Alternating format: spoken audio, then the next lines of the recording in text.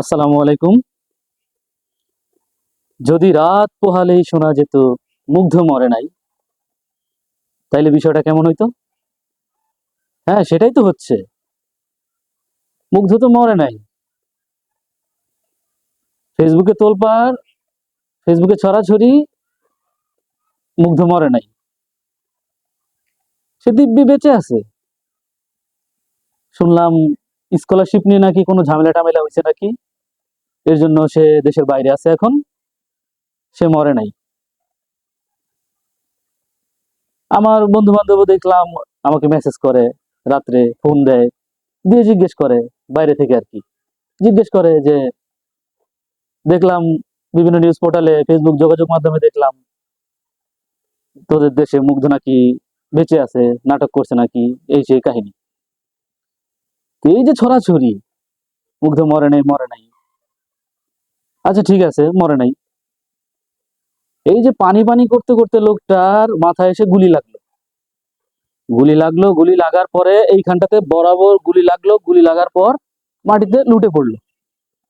মাটিতে শুয়ে পড়ার পর তা আশেপাশে লোকজন হসপিটালে নিয়ে গেল। হসপিটালে নিয়ে যাওয়ার পর সে মারা গেল। জানাজা পড়াইলো। তো জানাজা পড়ার তাকে কবর দেওয়া হলো। তো সে তো মরে নাই, সে এখনো বেঁচে আছে। তো এই যে গুজব, এগুলো কেন ছড়ান আপনারা? এগুলোর দরকার কি? এই জীবিত ব্যক্তিকে মৃত আর মৃত ব্যক্তিকে জীবিত, এগুলো বানানো আপনাদের কাজ নাকি? এটা কোনো কথা? তারা নাকি যমজ ভাই না, তারা যমজ না, তাদের একসাথে ছবি দেখা গেছে। একসাথে তাদের ছবি আছে দুই ভাইয়ের, এক সাইডে এক ভাই, আরেক সাইডে আরেক ভাই। এগুলো মিথ্যা হয় কেমনে? যমজ ভাই না, তারা যমজের নাটক করছে, তারা দুইজন একই ব্যক্তি। এটা কেমন গুজব ভাই?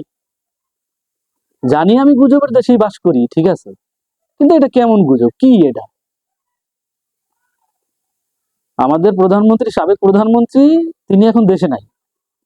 তো কয়দিন পরে কি বলবেন তিনিও মারা গেছেন?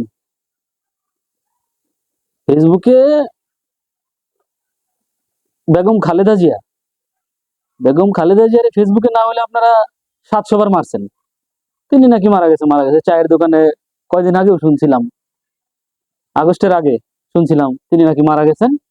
এই ব্যাপার নানান কাহিনী। তো এই যে গুজব, এগুলির দরকার কি?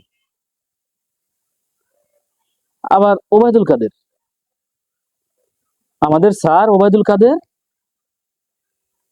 ওনারেও তো আপনারা ফেসবুকে যখন অসুস্থ ছিল তখন আপনারা মারছেন 307 বার।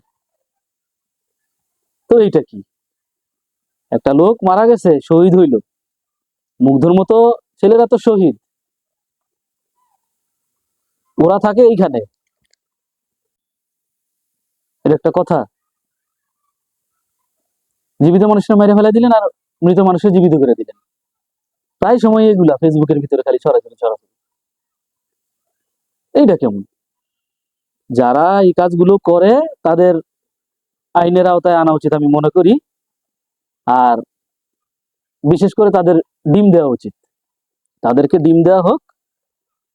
চিড়িয়াখানা থেকে অর্ডার করে উট পাখির ডিম নিয়ে এসে তাদেরকে উট পাখির ডিম দেওয়া হোক, যাতে এগুলো বন্ধ হয়। লোকটা শহীদ হলো, দেশের জন্য জীবন দিল, মারা গেল, তাকে দিব্যি কবর দেওয়া হইলো, এলাকাবাসী সবাই জানে। তো এখন গুজব ছড়াই দিলেন সে মরে নাই, সে মরে নাই, সে নাটক করছে। একটা মানুষ মারা গেলে নাটক করে না? এখন দেখা যায় যে ভিডিও করে রাখতে হবে, তাই তাই না? কেউ কেউ মারা গেলে তখন ভিডিও করে রাখতে হইব, কারণ প্রমাণ। ভিডিও করে না রাখলে পরে এটা নিয়ে গুজব ছড়াছড়ি হইতে পারে, তারে আবার জিন্দা বানায় দিতে পারে। তো ভিডিও করে রাখা উচিত, তাই তো?